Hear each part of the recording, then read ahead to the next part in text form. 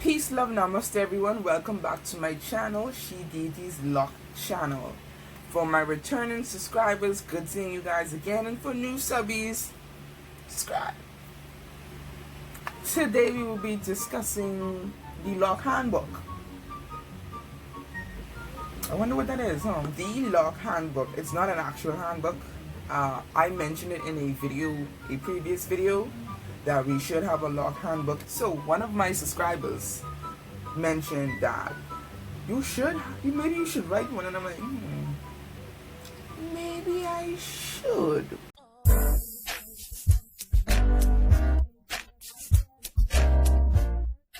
Chapter 1 of the LOC handbook, and this chapter is things I wish I knew before I got LOCs. Coon coils and two-strand twists take about 6 months to a year, depending on your texture, before they actually look fully locked. Before they actually look like real locks, you know what I mean? I didn't know this. When I started my journey, I just thought, oh, boom, it's gonna go in and instantly it's gonna look like locks. I got a big surprise. That was not the case. Fuzzy and frizzy locks help your lock process. It is the truth. So when you see the fuzzy, starter locks when they're like really crazy fuzzy and bushy, that's part of the journey. Also, it helps your locks to form, because it's like that fuzziness and the frizziness is necessary to develop the locks into what they should be. I don't know exactly how it works, but it works. After installing your starter locks, you should wait 4 weeks before you wash your hair again. For all you neat freaks out there, you're gonna have to suck it up and wait, because when you have the starter locks, especially if they're the coon coils or the two-strand twists, and you wash your hair prematurely, you will wash out the twists on the whole. You want some formation to happen before you actually wash it with water and rinse out most of that. So that's why everyone suggests that you give it about 4 weeks with your freshly new starter locks before you decide washing it. Or you could be looking like, can you imagine if you like wash your hair twice in that space of time? By the time you get back to your loctician, you won't probably have any locks out there. Do not expect your hair to look neat and sleek, especially in that first year. Now, everyone knows, well, not everyone, I won't say that, the LOC individuals, we know that the sleek hair is not a thing that's gonna stick around. After you get that retwist, but sleek, tracked. Like how I'm gonna be in like 3 weeks, 2-3 weeks, one of those.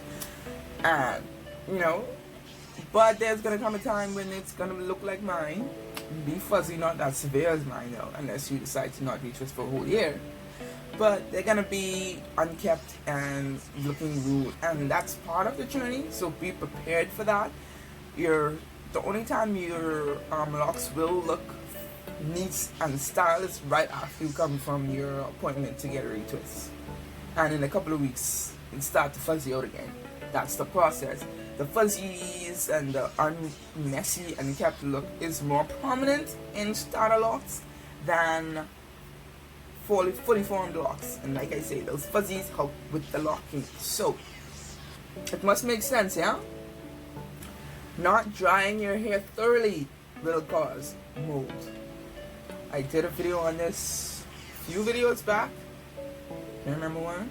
The do's and don'ts of locks, and this was included. Like it's easy to go by unnoticed, because everyone thinks, oh, my hair's gonna dry. But if you just like pay no attention to it and you wet it and you ball it up, put it in a hairstyle, and especially if you go to sleep, slowly and surely, piece by piece, every time you wet that and you don't allow that to dry, you're on the beginning stages of forming mold. And the more you do it, the more it just keeps adding up.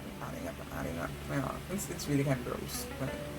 No one holding your locks. Like if you notice that when you wet your hair, it probably hasn't dried yet, you don't know, put it in a ponytail, and then later you take it down, it has this musky musk kind of scent to it. You don't want that. Your hair should never have a musty musk to it. That's how you know that it's wet or was wet, and now it's like that's the signs of mold. It may not be there fully, but keeping up that same process, you will have mold. Constant retwisting will cause your locks to fall out. Yeah, I know, right? That retwist is a very serious thing, especially if you have smaller locks and you're constantly retwisting, over retwisting, and you're not supposed to be retwisting. Them puppies can start to thin out, and they are going to pop. They will thin excessively, and you don't want that. I don't think you do, unless you're like a weirdo or something. But yeah, ease upon the retwisting. Be mindful of how many products you use and what kind of products you use and how regularly you use them, because they will result in product buildup. Again, this is something that's on a previous video of mine, the 10 do's and don'ts for locks. I'm going to leave a description at the bottom. I'm going to leave a link at the bottom so you guys can check it out if you never watched it. But yeah, this is one of the grave mistakes that I made in the beginning of my journey, and even to this day I still have some product buildup. I've done the ACV rinse a couple of times. I'm planning on an ACV rinse for my birthday retwist, and I think you can even see it now. At the beginning of my journey, did I lose it? Yes, I did. The beginning of, got it again, wait. At the beginning of my journey, I was a product junkie, and every chance I get, I would just load up my hair with products trying to make it look neat, because I wasn't expecting it to be as unruly and fuzzy as it has been. Yeah, I can't find it. This is it.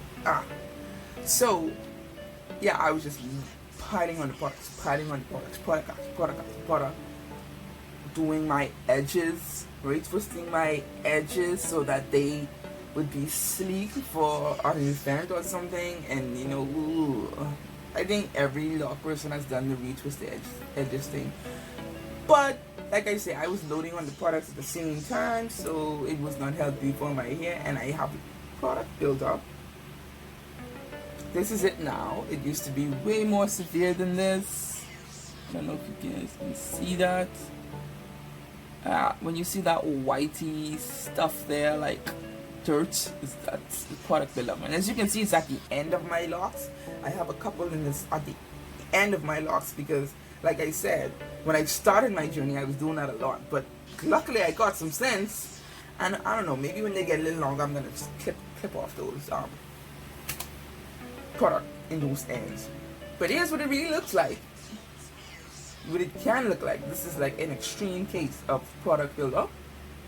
Yeah, my case was almost there. Like, I did a real heavy deep cleaning session for like 2 years. I intentionally did the ACV rinse for 4 times in the 2 years, because you're not supposed to do it often.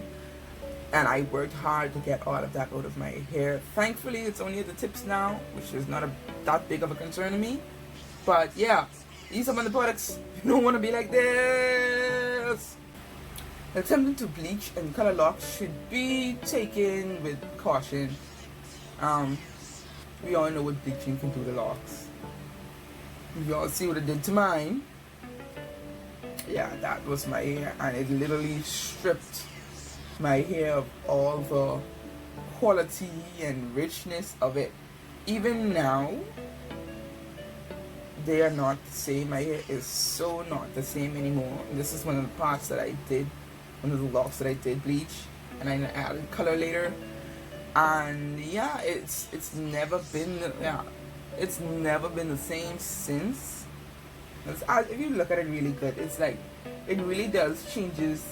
I know it changes the color of the hair, but it changes the texture of the hair. It changes the thickness. The thickness is stripped. My hair looks stringy and desperate for love. So yeah, if you're gonna bleach and color, go to professional. Moisturizing locks with water is a godsend. Oh my god! And listen, I don't have a moisturizing routine, honestly. Anytime I want to go, I just like mist my hair with like spray bottle of water, honestly, because sometimes I wake up and I sleep bad. I don't sleep with a bonnet.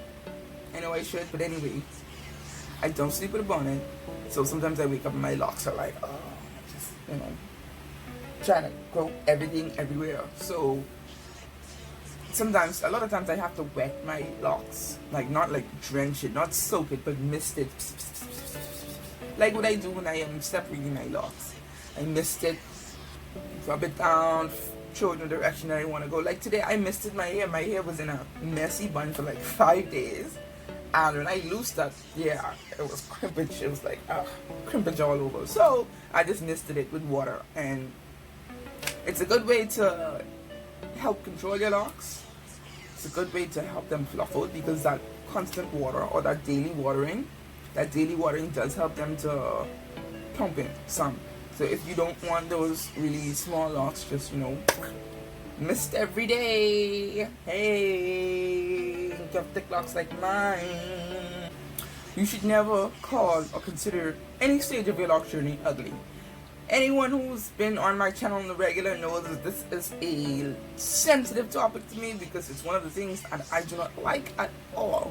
Now, that's just my personal opinion, but there's no ugly stage. Do not let society bully you into feeling like there's an ugly stage. There's no such thing as an ugly stage. Like, come on. Come on. Why are you going to call it the ugly stage? You guys can call it that. It may have been ugly for y'all, but it was not ugly for me. My beautiful stage was awesome. That was my blooming stage. I was born. I evolved in that whole stage. It wasn't when my locks started getting long or looking like locks that I found that self-love. I found that in the so-called ugly stage. But yeah, there's no such thing as an ugly stage. Finally, locks have a mind of their own. These babies have personalities. They are individuals. For example, my friend here, apparently he's very expressive. And when I say they have a mind of their own, things like this, like you could fix your hair as much as you want unless you get a retwist. And if you don't get a retwist and you style that, there's going to be 1 or 2 locks that are going to be rebellious and want to break formation and I want to go with the crowd.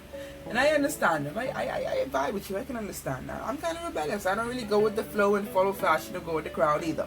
So I wouldn't expect my locks to be ruly either. But they are unruly as hell.